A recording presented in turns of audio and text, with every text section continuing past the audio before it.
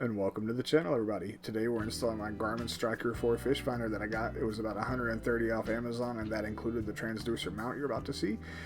This is entry-level fish finder stuff, but I'm not going to show you everything about how the fish finder works, just how I set it up and what I use. Like I said, it came with this Scotty transducer mount. This is what we're going to use. It's going to go right into the Scotty rail that's on my Pelican Catch 110, which I think the image is even of the Pelican Catch 110. You see everything it comes with, which is cool. It comes with an extra Scotty rail, which I'm going to use in another video in the future. I'll be installing a homemade GoPro camera mount, but everything you see inside, the transducer arm, the slip disc, the gear head, low profile track, everything's there and ready, except for the universal fish finder mount, which you're going to see in the next clip. We won't spend a lot of time on this fish finder mount because it is what it is, but yeah, it's $368 is the one I picked up off Amazon. Pretty basic stuff. The battery I got is a Mighty Max battery. I've taken it out once so far. It lasted the entire 6-hour session. I don't know exactly how long it's going to last, but I imagine it's going to be a while as long as I keep it fully charged. I don't think the fish finder uses quite a bit. I think this was like a $20 battery. I got this Tupperware container from the Dollar Tree. I'm going to pop that right off and drill that hole out some, and that's where my cables are going to go with the battery inside. Okay, and I got this Proxy putty stick from Harbor Freight. It's fully waterproof when it dries. You just roll it up for about 5 minutes, and then you cover where the hole in the cables are, and then it's fully waterproof, so you don't have to worry about water getting inside where the battery is. And then I got this electrical kit with the crimpers. Basically, I need ends for my battery, and this is going to give me everything I need. Also from Harbor Freight, I think it was like $250. It has everything I need to get going. So let's do it. Alright, I've already got the battery in there. I'm using a sponge also from the Dollar Tree that I cut so the fish finder doesn't move around. Like, it's in there nice and snug when that sponge is in there. The cables, I've already got the hole drilled out a little bit bigger. You see it kind of smashed if you really look at the lid, but it's fine. It doesn't need to be much bigger. I've already got the ends crimped on because there's nothing much to see there. Use the crimpers, put them on the cable, crimp down, attach them to the battery. So what we're going to do now is put the lid back on.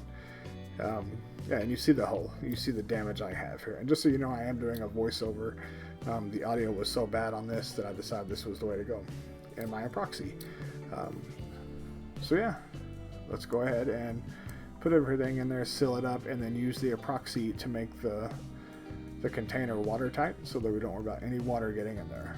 Now you see me telling you no on the sliding. That's where this sponge that's been cut in half comes in. The sponge is $1, and you slide it right in, and it's going to push this up in this container just so it doesn't move at all. It can slide around unless I velcro it down under the kayak, but everything inside the container is going to stay flat so the cables will never pull out. And there we go. Lid closed, you see the cable. Let's get our Proxy open and let's apply it. Now, one thing you want to do, you want to wear gloves with this Proxy. This Proxy has a strong smell to it. It actually attracted my cat, or one of our cats, my buddy named Knox. You'll see him here in a minute. But yeah, it takes about 5 minutes of working. You rub it between your fingers, you roll into a ball. You'll get it so it's nice and soft because it's pretty stiff when you start out.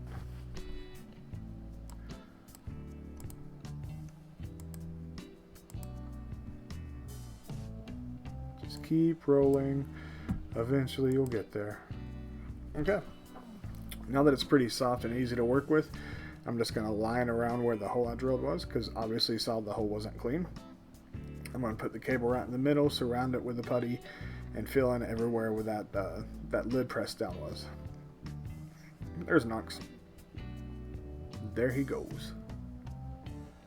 Super into what I'm doing all the time. He is the assistant to the regional manager. But you see, we're just going to get that putty down nice and smooth, try and make it look somewhat decent. When it dries, it's going to be very hard.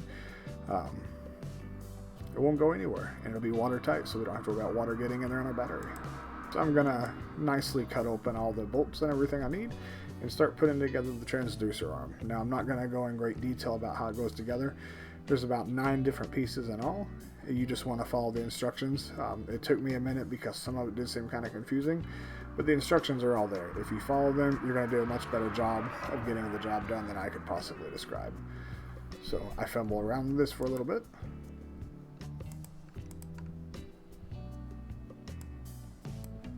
I put in some bolts.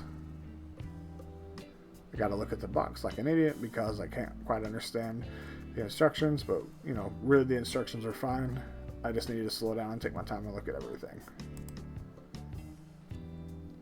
Alright. So I test it goes in the track, and then the 368 universal transducer mount, it just goes right on top. And you take the base that comes with the fish finder and you screw it down. Now here I noticed it didn't come with the screws. So you see a quick snap there. That was me. I had to pause and run to Home Depot and get some screws to work. So I took both the 368 universal fish finder and the bottom mount and played around with the screws I had at Home Depot until I found a size that worked. Pretty easy to do. I don't remember the exact size of the screws, but this worked out well. This is my wife's new cat. Her name is Coraline. She is blind in one eye. We got her from PetSmart. She was a rescue.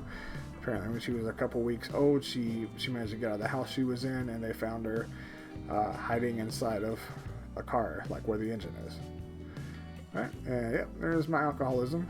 And here we go with the fish finder mount. We're going to go ahead and bolt it down using a ratchet-based screwdriver, and we just tighten it. We don't go over the top. We just get everything nice and snug. Okay, we put our fish finder in, and it snaps into place. You know it's in there right when it doesn't come off when you try and move it. And then we're going to do some cable management using our plain old box area that we have on the Kayak, you know, plain old box cup holder. But yeah, we pull it through the cables, and then we pump it into the back. And then we're just going to round them up and put them down. Oh, I forgot to mount the transducer to the transducer mount. So we go ahead and do that. And just so you know, get some washers when you're picking up the hardware for the fish finder if you do this method. The transducer doesn't line up right. So they're like washer cushings, and you can kind of cut them to size. I wish I got a close-up of that, but I didn't. But I desperately needed that in order to get the transducer to go on there correctly. Otherwise, there would have been too much empty space, and it would have just kind of slid side to side. But there we are. We have the complete installation. I have zip ties holding the cables down to some points on the transducer where the transducer can still be moved around. But the zip ties keep the cable out of my way. And then I'm going to test it in the Scotty rails, make sure I have enough cable and slack to do everything I want to do. Slides back, looks good. Verify all my cables are snug. Alright, and yeah. Let's get our cables where we want them to, and then we're going to cut some zip ties here in a minute. Because we want this to be presentable. We don't want it to be slob work. And this shirt is doing me no favors. I'm a big guy, but man, this shirt makes me look bigger than I am. Alright, so we're going to zip tie this wad of cables here, and then we're going to stick it down inside where the plain old container cup holder area is.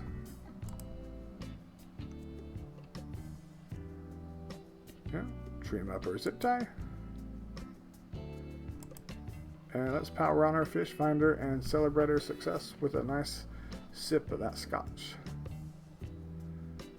Show it off to my wife and explain to her that I am man, I have created fire. This is what it looks like when it's done. Again, follow the instructions on the transducer mount. You're going to need to get some screws from Home Depot just to mount down. It's best if you just go down there and see what they have. If you need help, ask for them. You see my Dollar Tree box with a battery in it that I hid, and you see that we have full power. We're working. We have a mounted fish finder on my Pelican Catch 110. It wasn't that hard, and yeah, I would do it again. I've taken it out a couple of times. I like how easy it is. It's portable. This is a solid setup. Thanks for watching. Have a good one.